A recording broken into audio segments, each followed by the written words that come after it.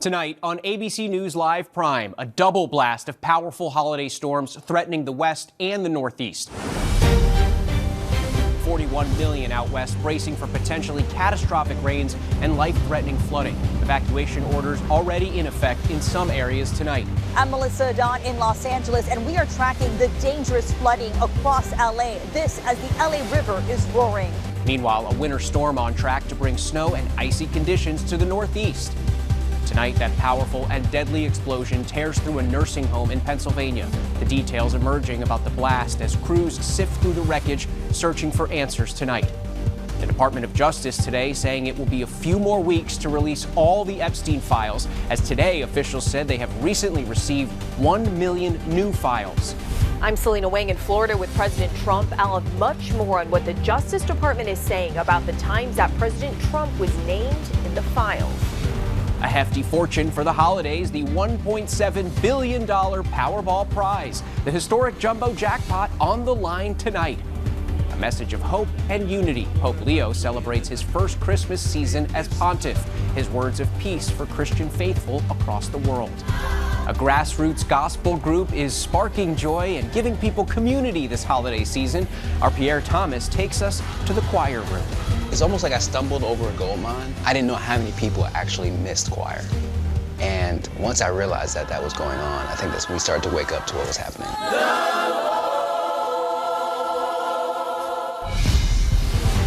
From ABC News World Headquarters in New York, this is Prime with Linsey Davis. Good evening, everyone. I'm Andrew Dimbert in for Linsey Davis. Thanks so much for streaming with us. We begin with the major storm hitting California, all while the east braces for a major storm that could dump a significant amount of snow up and down the east coast. The state of California is under a state of emergency tonight, with nearly the entire state facing severe weather. Millions of people are on alert for floods and mudslides. There was even a tornado warning for much of the day. As we come on the air, the stunning images of heavy flooding, murky water and debris rushing through a highway in San Bernardino.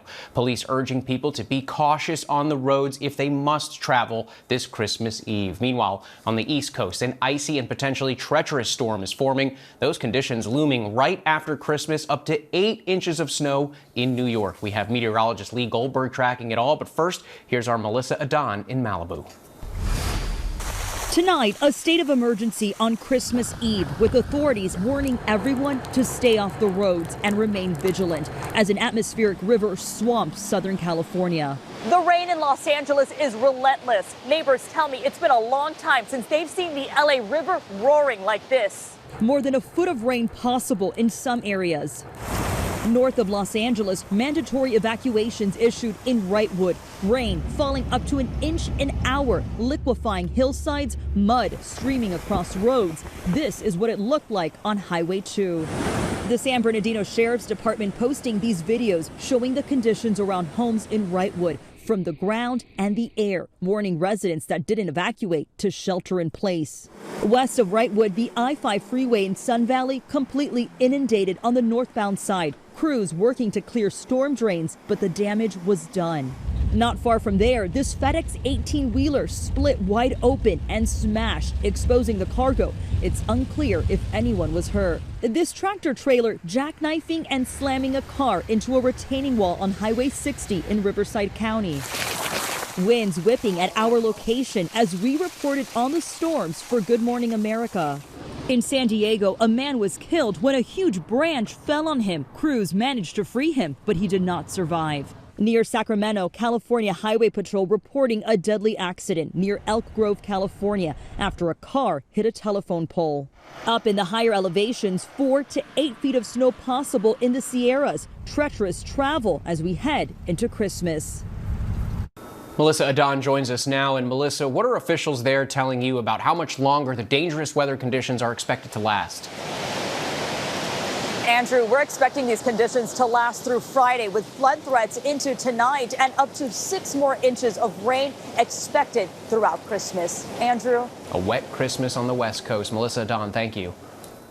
Let's get right to Chief Meteorologist Lee Goldberg from our New York station WABC. Lee, from west to east, there sure is a lot to cover tonight. There's a lot on our weather plate, Andrew. We'll talk about a winter storm in the Northeast coming in on Friday and Friday night in just a moment. But first, we're still dealing with very heavy rain and the flooding situation across Southern California. Still significant flash flood risk and that rare high risk going on the north side of L.A., Santa Barbara to San Bernardino, with a greater risk for flooded roads and still mudslides close to these burn scars. We have flash flood warnings. They're in effect. And I think the steadiest rain will actually move out during the night tonight. We're still getting heavy downpours east of L.A. down to San Diego. Then there'll be more intermittent downpours, but it doesn't end for the next couple of days. There are still rounds of showers that can get heavy at times. For instance, look at that pocket around midday on Christmas Day, and then a couple more rounds into Friday. So any additional rainfall is going to aggravate the flooding situation, and we will stack up additional totals. In fact, somewhere in the order of about 2 to 4 inches of rain widespread from San Jose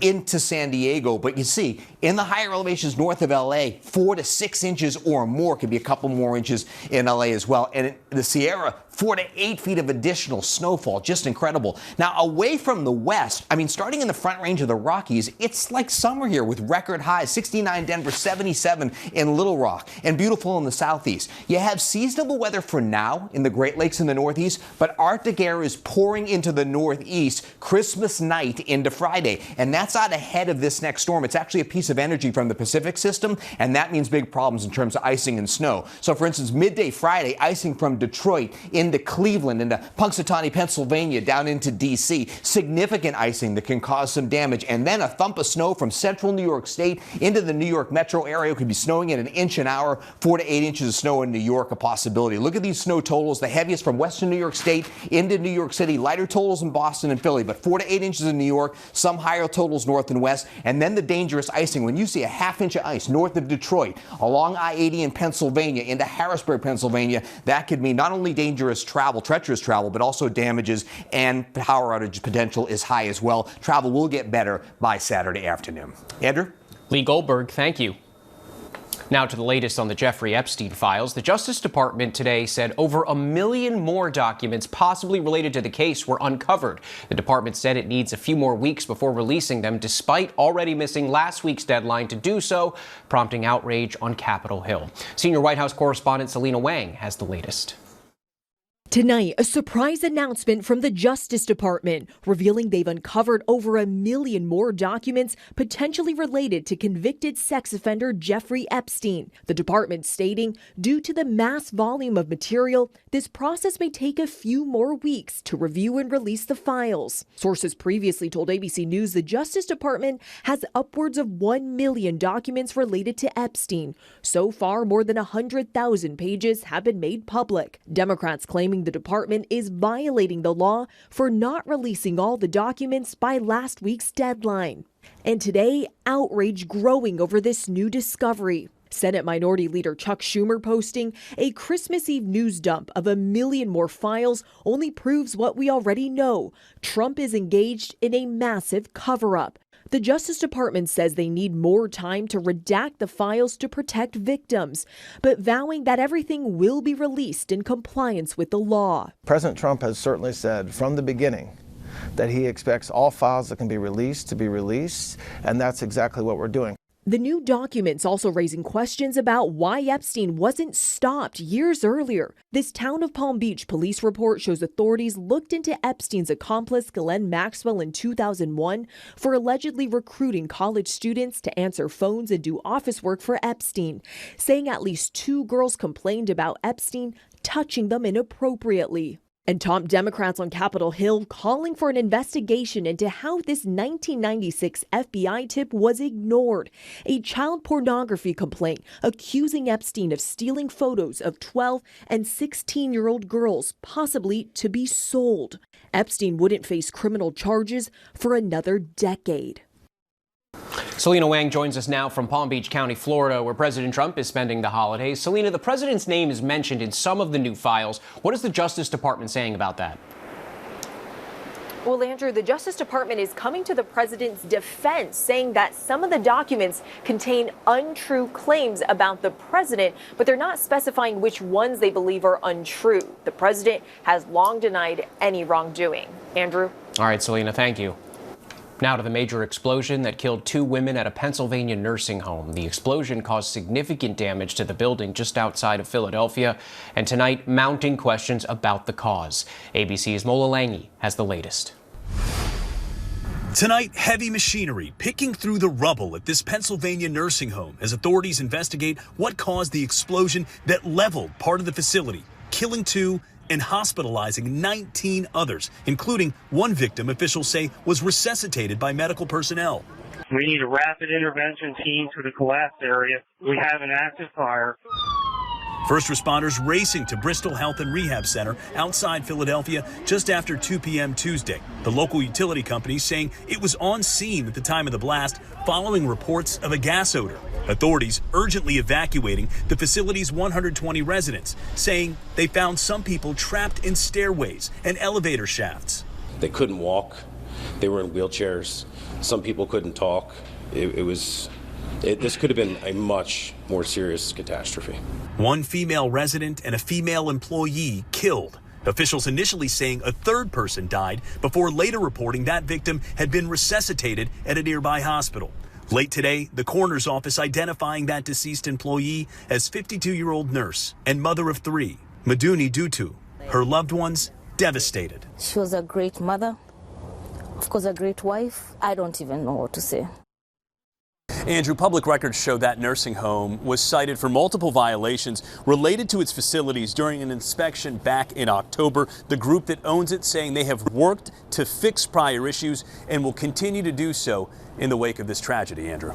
Still so many questions. Mola, thank you. In Delaware, a state trooper who was shot and killed at a Wilmington DMV is being remembered as a hero. Officials say Corporal Matthew Snook pushed another man out of the way during Tuesday's shooting just before he himself was killed. ABC's Faith Abube has the story. Tonight, a solemn salute to a fallen state trooper who authorities say died a hero during a terrifying shooting inside a packed DMV in Delaware. After being shot, the trooper pushed a DMV employee out of harm's way, and the suspect shot the trooper again. According to investigators, Corporal Matthew Snook was working overtime Tuesday afternoon when a 44-year-old approached the reception desk and shot him. We kept hearing the shots. It was like, I would say like 7 to 8 shots. We all got to the floor. Police say responding officers shot and killed the suspect, but were unable to save the trooper. I was terrified. My son heard the trooper that got shot. He heard him groaning and gurgling, so that's how close they were. The 34-year-old, affectionately called Ty, was a Delaware state trooper for a decade, a husband and a father to a 1-year-old child. His death has shaken fellow troopers and community members, prompting makeshift memorials and tributes around the area. A hero who saved lives today while sacrificing his own. Andrew, Delaware Governor Matt Meyer called the shooting an act of pure evil. A second trooper and a woman were treated for non-gunshot related injuries. Andrew. Faith Abube, thank you. Police say 2 people were shot and injured during an immigration enforcement operation in Glen Burnie, Maryland, near Baltimore. Authorities say agents approached a white van, which then allegedly tried to run them over. The agents fired at the van as it accelerated and crashed into a wooded area.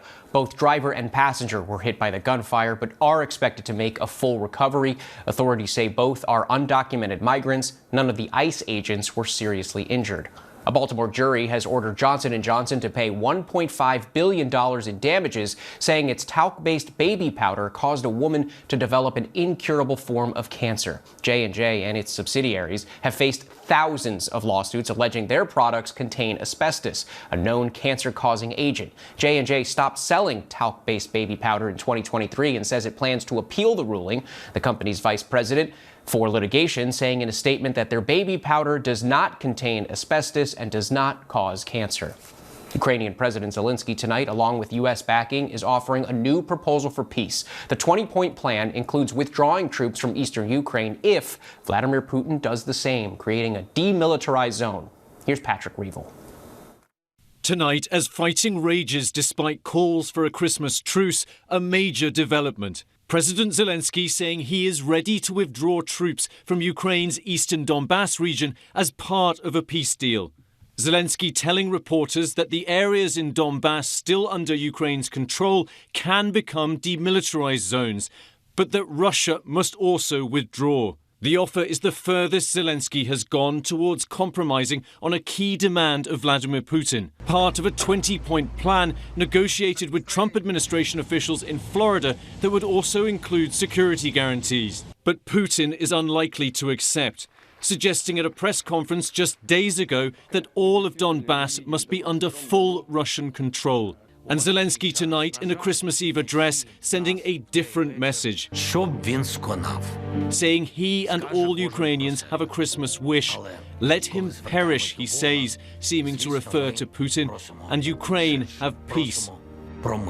Patrick joins us now from London. Patrick, you've covered this war from the very start, almost 4 years ago. We heard you report that this is the furthest Zelensky has gone towards a compromise, but why is Putin still unlikely to accept?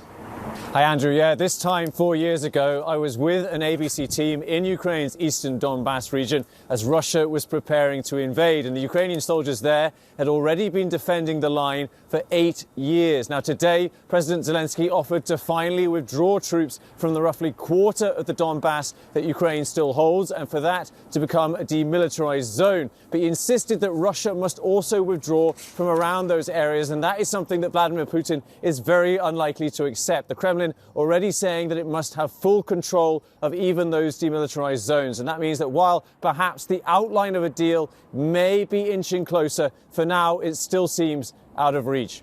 And Patrick, you mentioned the deal would likely include security guarantees for Ukraine. Like what exactly?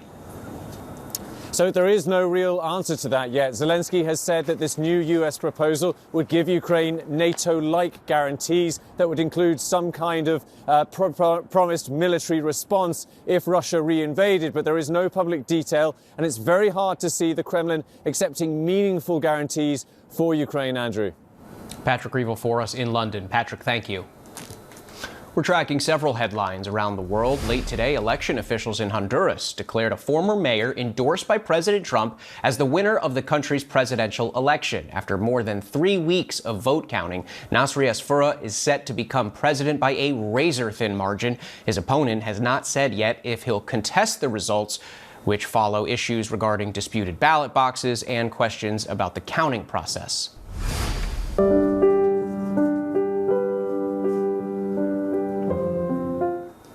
A royal mother-daughter duet opened tonight's traditional Together at Christmas carol service on British TV. Princess Charlotte was recorded playing piano for the first time alongside her mother, the Princess of Wales. The princesses played a song by a Scottish composer whose work Princess Kate says she enjoys playing at home.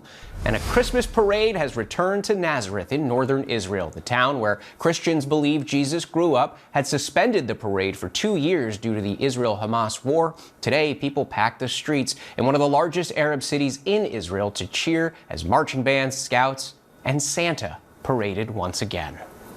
Tonight, a holiday season of firsts for Pope Leo, His Holiness, making history as he leads his first ever Christmas Eve Mass. His message to Christians, one of hope and peace. Here's ABC's Lama Hassan. Tonight, the first American Pope presiding over his first Christmas Eve Mass. Beneath Michelangelo's majestic dome in St. Peter's Basilica, it was a solemn ceremony. Speaking in Italian, his homily announcing the joy of Christmas and reminding Christians it is a feast of hope. He says because the child Jesus kindles it within us, making us messengers of peace. A message this Chicago native has promoted throughout his papacy so far. The Pope pleading for peace around the world, expressing his great sadness that Russia has rejected a request for a Christmas ceasefire agreement with Ukraine. The pontiff also calling for the tenuous truce agreement in the Middle East to move forward, where Christmas is slowly returning. In the occupied West Bank, for the first time since the war in Gaza broke out 2 years ago, the lighting of Bethlehem's traditional Christmas tree in Manger Square. Tens of thousands of Christian pilgrims flocking to the holy city, with music, light, and hope celebrated. Andrew, as we reflect on the year that's just passed, tonight's Christmas celebrations in the Vatican and Bethlehem send a message of hope and resilience. Andrew? Lama Hassan, thank you. Police are searching for two suspects who allegedly used a stolen SUV to yank an ATM from a convenience store in Texas early this morning. Video shows one man smashing the front door with a metal object and running a metal cable from the SUV to the ATM. It took them 2 tries to pull the ATM out. Nonetheless, the ATM became dislodged during the getaway, then tumbled into a culvert. It was later recovered by police. Authorities say similar incidents have recently occurred in the Dallas-Fort Worth area. You'll need a Christmas miracle to win tonight's $1.7 billion Powerball jackpot. It'll be the 4th largest jackpot in U.S. history after the last 46 drawings ended without someone getting all 6 numbers. The winning ticket will have a cash value of $781 million, but sorry to say the odds of winning the prize is just 1 in 292 million. Coming up, a lesson in the power of unity, love, and music. Our Pierre Thomas has the story of an award-winning musician behind inspirational music videos with millions of views. And 'tis the season for cookies, treats, and everything sweet. And nationwide opinions are clear on the top cookie, the treats we're all craving in our By the Numbers. And a gift for Christmas TV fans, a lineup of fresh movies and shows awaits. We'll have a preview of the Christmas streaming lineup. And as we go to break, Santa Claus is coming to town, and you can see that live right now. The North American Aerospace Defense Command, also known as NORAD, as it does every Christmas Eve, is following Santa and his famed reindeer as they deliver gifts all over the world. Stay with us. We have much more after the break.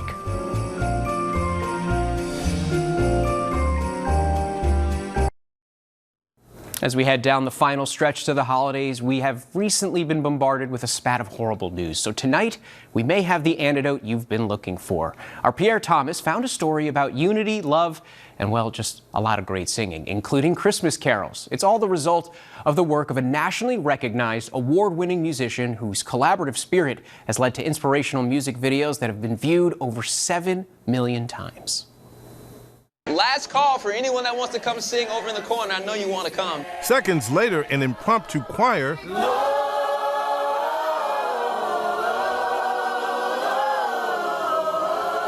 is somehow singing carols beautifully. Music does something for the soul.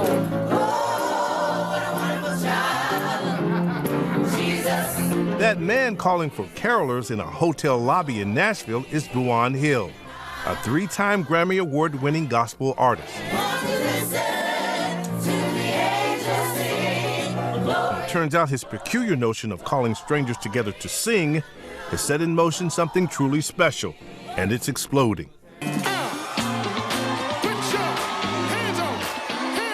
Here's Hill collaborating with legendary gospel recording artist Fred Hammond.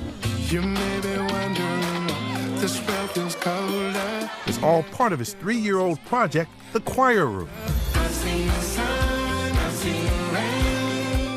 A non-denominational, not-for-profit collection of extraordinary musicians, people of all ages and walks of life, who come together to sing, to spread love and joy in a world that can often seem so dark and full of pain.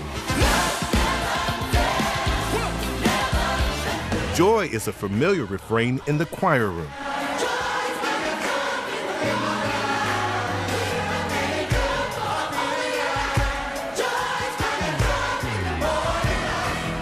As you can see in this song, Hill co-wrote with singer Ben Rector. I got joy in my life.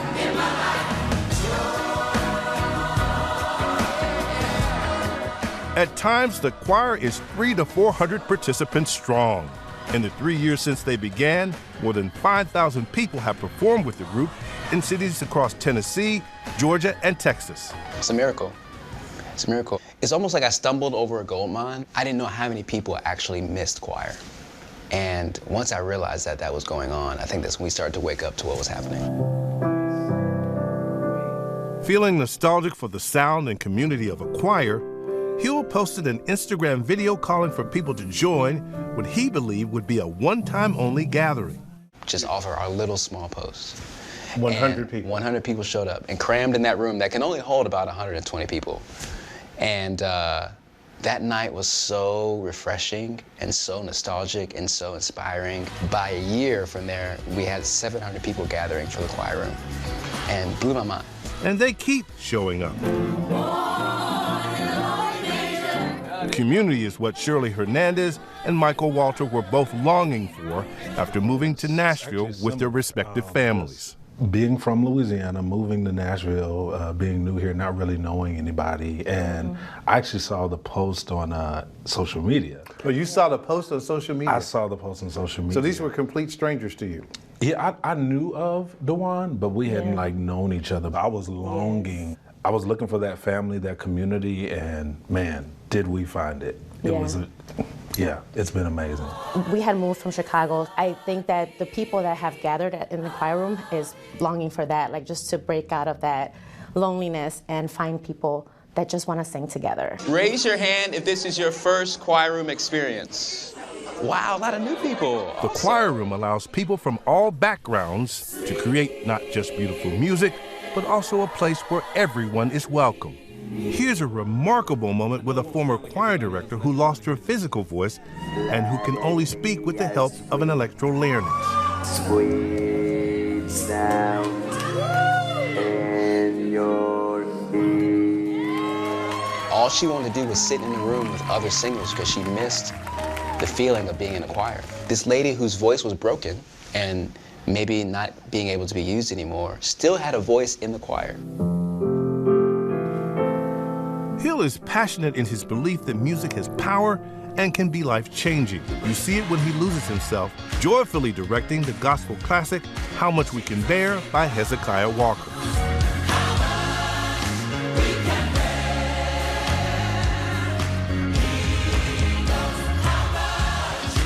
We have to remind ourselves that there is goodness in the world, there's beauty in the world, and that sometimes getting out of the cycle of doom and gloom and putting yourself in a circle of trust and hope and love can change your perspective. And maybe by looking at someone else's eyes, you can say, I think I'm gonna be okay.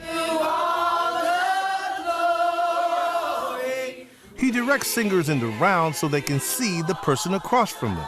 People come from different backgrounds, different walks of life, but yet we come together in this room and we have this special moment, and it's a bond, it's a family, it's a feeling like no other. I mean, it really at times is really unexplainable. The expectation of freedom is at the forefront of how we enter into that room. And so, yeah, I remember feeling this is heaven.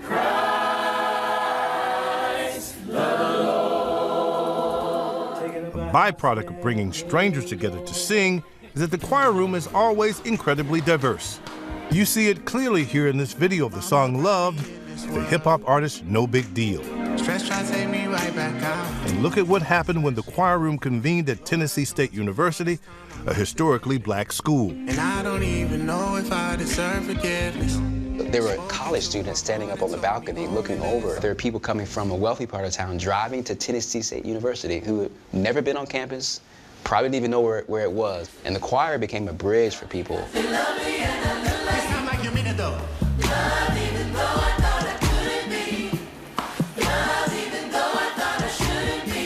I didn't know that the wide diversity of the room would be unified, not because people had to change who they are, but they could bring who they are.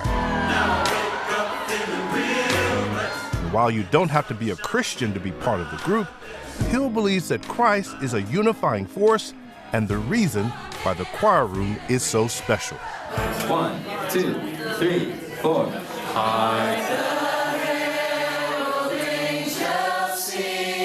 On this cold December night in Nashville, a somewhat smaller contingent of singers, many joining for the very first time, answered the call to sing Christmas carols in the lobby of the Hutton Hotel. I just want people to know through the choir room that when you come to sing with people, you can look around the room and you don't have to see darkness. There is hope.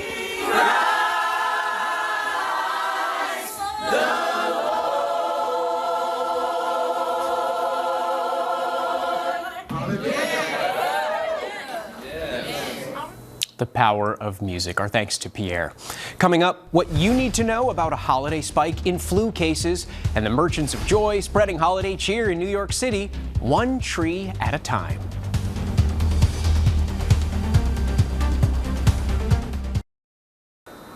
Welcome back to Prime. Here's a look at the stories making headlines right now. Nearly the entire state of California is facing severe weather threats. Millions are on alert tonight for active flood warnings and a risk for tornadoes and mudslides. Stunning images show heavy flooding, murky water and debris rushing through this highway in San Bernardino. Police are urging people to use caution on the roads if they must travel this Christmas Eve and Christmas Day. And tonight, a holiday season of firsts for Pope Leo, His Holiness, making history as the first American pope to lead Christmas Eve Mass. The Chicago native pleaded for peace around the world, saying it caused him great sadness that Russia had rejected a request for a Christmas ceasefire agreement with Ukraine.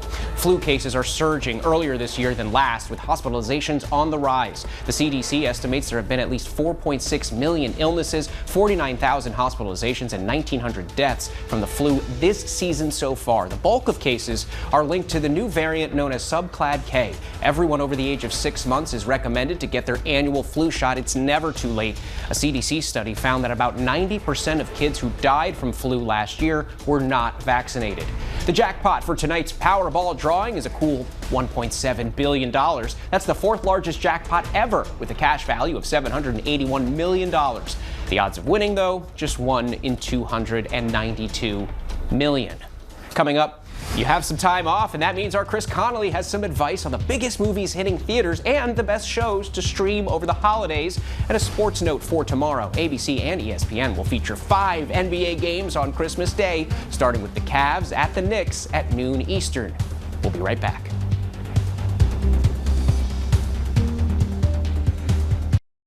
America's holiday sweet tooth is speaking, and this year it's saying peanut butter. New Google search data on Christmas cookies shows a nation united by one flavor. Let's take a look at this year's sweet Christmas cravings by the numbers. Google Trends analyzed November 12th to December 12th, tracking the biggest spikes in Christmas cookie recipe searches across all 50 states. And one flavor is dominating this year's map. Peanut butter blossoms are the top trending Christmas cookie in the country, with peanut butter balls close behind. Peanut butter led the way in 42 states, from California to New York. Classic peanut butter cookies seem to be taking over, leaving little room for regional favorites seen in years past. Although 8 states did choose Spritz cookies, making them the breakout non-peanut butter category. The buttery classic surged in states like Georgia, Minnesota, New Jersey, and Washington, D.C. Google also tracked 6 cookie cutter shapes, pitting stars, Christmas trees, snowflakes, gingerbread man, candy canes, and ornaments against each other for cookie platter dominance. The result? Stars and trees led the pack nationwide. Google also found that searches for gingerbread houses quadrupled this season, with charcuterie gingerbread house and wicked gingerbread house emerging as breakouts. Hot chocolate is also hot this year. Recipe searches have doubled, and bringing it all together, the phrase hot cocoa cookie recipe is now trending this holiday season. Coming up, Linsey Davis introduces us to the family spreading Christmas cheer in New York City, one tree at a time. And we have a guide for that other holiday tradition, watching a good movie. Going beyond the Christmas classics, this holiday promises lots of fresh-baked content.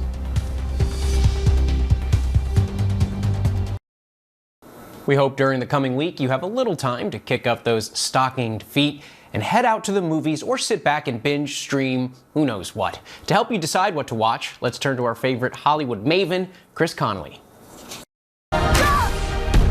From the Flesh and Blood Oscar winner Zoe Saldana, performance captured in James Cameron's Avatar, Fire and Ash. Is it true? You know everything about a person by touching them here. To Jessie Buckley and Paul Mescal in Chloe Zhao's Hamnet. Oscar contenders and holiday blockbusters are already cramming movie theaters and streamers. So what else is totally new? Welcome to GMA's 10 Plays of Christmas, fresh-baked content debuting Christmas Day. Let me ask you something. Do you make money at this little table tennis thing? Not yet. Timothy Chalamet stars in Marty Supreme. Backhand! Backhand! A buzzed about 50's wild ride with a ping-pong hustler at its center that welcomes Goop goddess Gwyneth Paltrow back to the big screen. Let's do it. Let's reboot Anaconda. Anaconda is a Jack Black Paul Rudd comedy inspired by the So You Know What It's Hilarious 1999 camp classic with Jon Voight, Jennifer Lopez, Ice Cube, and a really big snake.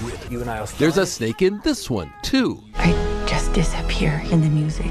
Captivating Kate Hudson's again getting the Oscar buzz she received a quarter-century ago for Almost Famous. What do you think? You don't want to be a Neil Diamond impersonator. You want to be a Neil Diamond interpreter. This time for her role alongside Hugh Jackman in Song Sung Blue, about a Neil Diamond tribute act. The raves are in for Amanda Seyfried's performance in The Testament of Anne Lee. All of us have suffered on our journey. But if you're cozy right where you are right now, everything we have ever assumed about the Upside Down has been dead wrong. You can buckle in for 3 new episodes from Season 5 of Stranger Things. It's thrills and chills prepping you for the grand finale of the show.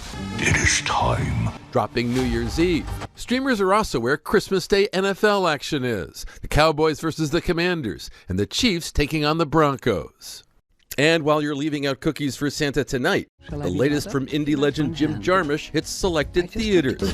Father, Mother, Sister, Brother features Tom Waits, Mayim Bialik, and Adam Driver, among others.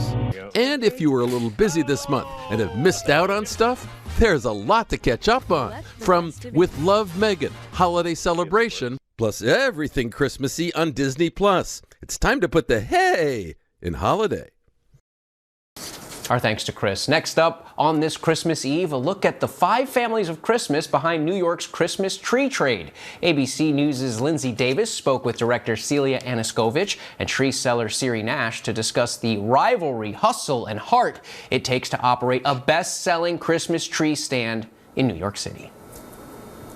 In New York City, the holidays arrive not just with lights and music, but with tree stands on nearly every corner that are run by people who know the business, know the neighborhood, and certainly know how to sell a tree. In the Merchants of Joy, we get a glimpse of 5 prominent families behind the city's Christmas tree trade, a seasonal world filled with rivalry, hustle, and a whole lot of heart. Let's take a look.